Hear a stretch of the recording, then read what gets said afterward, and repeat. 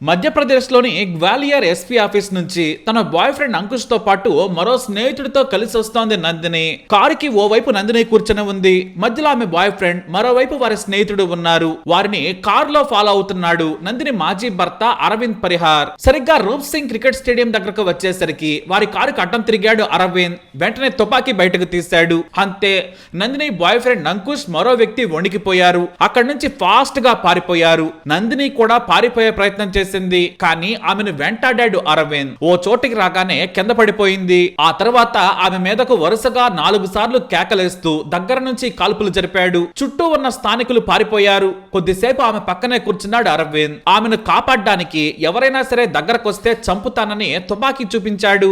చాలాసేపు ఆ పక్కనే కూర్చొని తన మాజీ భార్య చావు బ్రతుకుల్లో ఉన్నా కూడా ఆ నందినిని తిడుతూ అరుస్తూ ఉన్నాడు. చాలా మంది వీడియోలు తీస్తూ ఉన్నారు. ఇంతలో పోలీసులకు సమాచారం వెళ్లడంతో అక్కడికి చేరుకున్నారు. తుపాకీ వదిలేసి లొంగిపోవాలని పోలీసులు అరవింద్ను కోరారు. ఆమెను కాపాడాలి, తొందరగా తుపాకీ కింద పడేయమని కోరినా కూడా వినలేదు. పోలీసులు వాదించడం మొదలు పెట్టారు. మరోవైపు నందిని ఏమో కొన ఊపిరితో కొట్టుమిట్టాడుతోంది. చివరకు పోలీసులు టియర్ గ్యాస్ ను అతని మీదకు ప్రయోగించారు. ఆ సమయంలోనే తనను తాను కాల్చుకొని చనిపోవాలనుకున్నాడు. కానీ పోలీసులు బలవంతంగా అతన్ని కింద పడేసి తుపాకీ లాక్కున్నారు. ఆ తర్వాత నందినిని వెంటనే జేహెచ్ ఆసుపత్రికి తరలించారు. అరవింద్ని పోలీస్ స్టేషన్ కి తరలించారు. పోలీసులు అరవింద్ను ప్రశ్నించారు. నందినిని ఎందుకు చంపావని అడిగారు. ఆ ప్రశ్నకు నవ్వాడు అరవింద్. ఎందుకు నవ్వుతున్నావని అడగ్గా, మీరే నా కోరికను నాశనం చేశారు. నందిని నా కళ్ళ ముందు చనిపోతే బాగుండు, కానీ నేను దాన్ని చావును చూడలేకపోయానని చెప్పాడు అరవింద్. ఇంతలో చికిత్స పొందుతూ 2 గంటల తర్వాత చనిపోయిందని పోలీసులకు సమాచారం అందింది. ఈ విషయాన్ని అరవింద్కు చెప్పగా, థ్యాంక్ యూ సార్ అంటూ నవ్వేశాడు. ఎందుకు నీకు ఒక వ్యక్తి మీద ఎంత కోపం, ఇది తప్పు కదా అని పోలీసులు అడిగినా కూడా అరవింద్ పెద్దగా బాధపడలేదు. సార్, 2 ఏళ్ల నుంచి నందిని నాకు చాలా దూరంగా ఉంటోంది, కానీ నా డబ్బులతోనే ఇంకా బతుకుతోంది. నా కార్లు ఆమె దగ్గర ఉన్నాయి.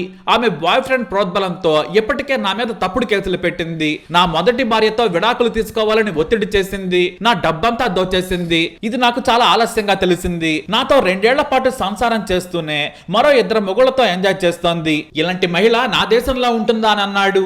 4 రోజుల క్రితం తన boy friend Ankush birthday party వీడియోను ఫేస్బుక్ లో పోస్ట్ చేసింది. దాంట్లో పిల్లిడితో సంతోషంగా ఎంజాయ్ చేస్తోంది. అది నాకు ఎంతో కోపం కలిగించింది. నాపై రోజుకో కేసు పెడుతుంది. ఎస్ఐ నుంచి ఎస్పీ వరకు అందరికీ ఫిర్యాదులు చేస్తోంది. పోలీస్ స్టేషన్ల చుట్టూ తిప్పుతోంది. నా ఆస్తి ఆమెకు రాసిస్తేనే కేసులు పెట్టనని బెదిరిస్తోంది. ఇన్ని పాపాలు చేసిన నందిని నాకు మనశ్శాంతి లేకుండా చేసింది. అందుకే చంపేశాను. అది కూడా ఆమె ప్రియుడి ముందే చంపాను. ఇప్పుడు చంపకపోతే మరొకడిని నాకులాగే మోసం చేస్తోంది. ఇప్పుడు నాకు హాయిగా ఉంది. నందిని చనిపోయింది. నేను జైలుకి వెళ్ళినా కూడా పర్వాలేదు సార్ అంటూ పోలీసులకు చెప్పాడు అరవింద్. అయితే పోలీసులు లోతైన విచారణ చేయగా సంచలన విషయాలు బయటపడ్డాయి. ఈ నందిని వయసు ఇప్పుడు 28 ఏళ్లు. కానీ ఆమె 18 ఏళ్ల నుంచి పెళ్లిళ్లు చేసుకుంటూనే ఉంది. ఎంతలా అంటే ఒక భర్త ఉండగానే మరొకరిని పటాయించడం ఆమె పని. సింపుల్ గా చెప్పాలంటే విచ్చలుడిగా ఎంజాయ్ చేసింది. పాత మొగుడు బోరు కొట్టగానే కొత్త వాడిని లైన్ లో పెడుతోంది. వాడు బోరు కొడితే ఇంకొకడు, అలా వరుసగా నచ్చిన వాళ్ళందరినీ పెళ్లిళ్లు చేసుకుంటూ వస్తోంది. అలాని ఏ మొగుడికి కూడా ఆమె లీగల్ గా విడాకులు ఇవ్వలేదు. పైగా ఆమె పెళ్లిళ్లకు కూడా విలువ లేదు. చాలా వరకు పెళ్లైన వాళ్ళనే లైన్ లో పెట్టడం ఆమె స్టైల్. ఎందుకంటే వాళ్ళనైతే చాలా తొందరగా వదిలించుకోవచ్చు, లేదంటే సింగిల్ గా ఉన్న వారిని చేసుకుంటే ఇబ్బంది అవుతుందనేది ఆమె బాధ. అయినా కూడా 2 పెళ్లి కాని యువకులను కూడా పెళ్లి చేసుకుని వదిలేసింది. అయితే ఫేస్బుక్ లో చాలా యాక్టివ్ గా ఉంటుంది నందిని. ఆమె ఎక్కువగా ఫేస్బుక్ నుంచే మగాళ్ళన పడుతుంది. వారి ప్రొఫైల్స్ ను పరిశీలించి ఎరయిస్తుంది. ఇలానే పిచోరి పట్టణం దగ్గరలోని పుత్తి గ్రామానికి చెందిన అరవింద్ను కూడా పడేసింది. ఇద్దరు ఫేస్బుక్ చాట్ లో తెగ మాట్లాడుకున్నారు. ఆ తర్వాత నువ్వంటే నాకు ఇష్టమని ఆమెకు చెప్పాడు. అంతేకాదు తనకు పెళ్లైందని కూడా ముందే చెప్పాడు. అయినా కూడా ఇద్దరు మనసు పారేసుకున్నారు. కాదు అరవింద్ పారేసుకున్నాడు. నందిని మాత్రం ట్రాప్ చేసింది. ఎందుకంటే ఆమె చరిత్ర భయానకం. వయసు 28, కానీ ఏకంగా ఓ వ్యక్తిని చంపి జైలుకి వెళ్ళింది నందిని. ఆమె 4 ఏళ్ల పాటు జైల్లో గడిపొచ్చింది. ఈ విషయం ముందు అతనికి తెలియదు. అప్పటికే ఆమెకు 4 పెళ్లిళ్లు అయ్యాయి. ఇక బాయ్ ఫ్రెండ్స్ ఎంతమంది ఉన్నారో అయితే లెక్కే లేదు. అరవింద్ మాత్రం ఆమె అందానికి పడిపోయాడు. 2022లో మొదటిసారి కలిశారు. ఆమె మేకప్ వేసుకుని అరవింద్ను బోల్తా కొట్టించేందుకు సిద్ధమైంది. అందుకే ఓ బ్యూటీ పార్లర్ కు ఆహ్వానించింది. నందిని చెప్పినట్లుగానే బ్యూటీ పార్లర్ లో కలిశాడు. అయితే తనకు పెళ్లైంది, కానీ విడాకులు తీసుకున్నానని చెప్పింది నందిని. కానీ ఏ భర్తతో విడాకులు తీసుకుందో ఎప్పటి వరకు ఎవరికీ తెలియదు. ఇటు నాకు 2 పిల్లలున్నారు, భార్యతో కూడా జీవితం బాగానే ఉంది, కానీ నువ్వు నాకు నచ్చావని అక్రమ మందానికి తెరలేపాడు అరవింద్. పైగా అతను ధనవంతుడు. దాదాపు 40 ఎకరాల వ్యవసాయం భూమి ఉంది. వ్యాపారం చేసుకుంటూ కూడా ఉన్నాడు.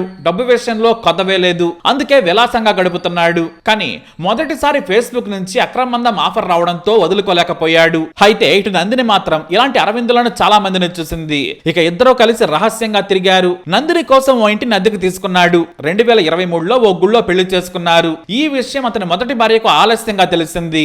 అయితే అప్పటి నుంచే నందిని డబ్బులు లాగటం మొదలు పెట్టింది. అరవింద్ దగ్గర నుంచి మాక్సిమం మనీ పిండేందుకు ప్రయత్నించింది. చాలా వరకు డబ్బును బాగానే లాగింది. అయినా నందిని మోజులో పడి ఆమెతో గడవడం మొదలు పెట్టాడు అరవింద్. ఇలా 2 ఏళ్లు మెయింటైన్ చేశాడు. కానీ నందిని అసలు డ్రామా అప్పుడే మొదలు పెట్టింది. నీ భార్యకు విడాకులు ఇవ్వమని అతన్ని ఒత్తిడి చేయటం మొదలు పెట్టింది. నీ ఆస్తి నా పేరు మీద రాయాలని అరవింద్ను బెదిరించడం మొదలు పెట్టింది. నాకు భార్యా పిల్లలు ఉన్నారు, నేను నా పిల్లలకు తప్ప ఎవరికీ ఆస్తి రాసివ్వనని తెగేసి చెప్పాడు అరవింద్. దీంతో ఇద్దరి మధ్య గొడవలు జరుగుతూ వచ్చాయి. ఇంతలో మరో యువకుడితో ప్రేమ మొదలు పెట్టింది నందిని.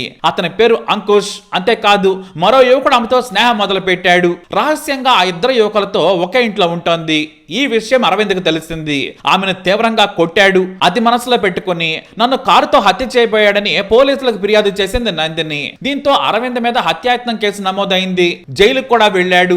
ఆ తర్వాత ఆ కేసును విరమించుకుంది. కానీ మరోసారి కూడా తనను హింసిస్తున్నాడు, అతని స్నేహితురాలు పూజతో కలిసి బెదిరిస్తున్నాడు, చంపేస్తానంటున్నాడని పోలీసులకు ఫిర్యాదు చేసింది.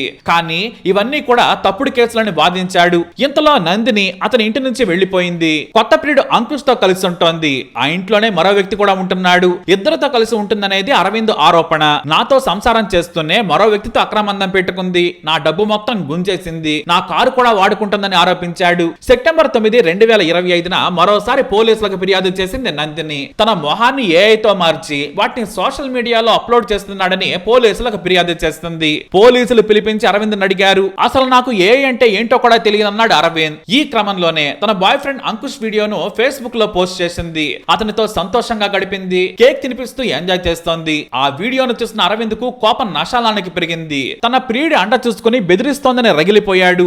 అప్పటికే తన దగ్గర నాటు తుపాకీ ఉంది. ఆమెను ఎలాగైనా చంపేయాలనుకున్నాడు. సరిగ్గా ఎస్పీ ఆఫీస్ నుంచి వస్తూ ఉండగా ఆమెను ఫాలో అయ్యాడు. ఇద్దరితో చక్కగా కలిసి వెళుతూ ఉంది. వారిని అటకాయించాడు. చివరకు అందరూ చూస్తుండగానే కాల్చి చంపాడు. అలా 28 ఏళ్లకి 5 పెళ్లిళ్లు చేసుకుని 6వ వాడిని పెళ్లి చేసుకుంటానని చెప్పి 7వ వాడిని ఆల్రెడీ లైన్ లో పెట్టేసుకుంది. కానీ తన విచ్చలవిడితనానికి బలైపోయింది. ఇటు భార్య పిల్లలు గ్రామంలో మంచి పలుకుబడి ఉన్న కుటుంబంగా పేరున్న అరవింద్ దారి తప్పాడు. నందిని మీద వ్యామోహంతో పెళ్లి చేసుకున్నాడు. ఆమె చనిపోయింది. అరవింద్ జైలుకెళ్లాడు. మరోవైపు నందిని మృతదేహాన్ని తనకివ్వాలని పోటుగాడు అంకుష్ పోలీసులను కోరాడు. కానీ అతనికి ఇవ్వలేదు పోలీసులు. నువ్వు భర్తవు కావు కాబట్టి ప్రోటోకాల్ ప్రకారం ఇవ్వడం కుదరదని నందిని తండ్రికి ఆమె మృతదేహాన్ని అప్పగించారు పోలీసులు. నడి రోడ్డు మీద కాల్పుల ఘటన వీడియో వైరల్ గా మారింది. కానీ వారి వెనుకున్న కథ ఇంకా వైరల్ గా ఉంది. ఒక మహిళ ఇంత చిన్న వయసులో ఇన్ని పెళ్లిళ్లు ఎలా చేసుకుంటుంది? అది కూడా ఒకరిని చంపి జైలుకెళ్ళొచ్చింది. ఆమె మీద హత్యాయత్నం సహా 4 కేసులు విచారణలో ఉన్నాయి. అయినా కూడా నందిని భయపడటం లేదు. చివరికి చనిపోయింది. మరి ఈ కేసుపై మీ అభిప్రాయం ఏంటి? తప్పకుండా కమెంట్ ద్వారా తెలియజేయండి. వీడియో అప్డేట్స్ కోసం మా ఛానల్ ఫాలో అవ్వండి. అలాగే తప్పకుండా సబ్స్క్రైబ్ చేసుకోండి.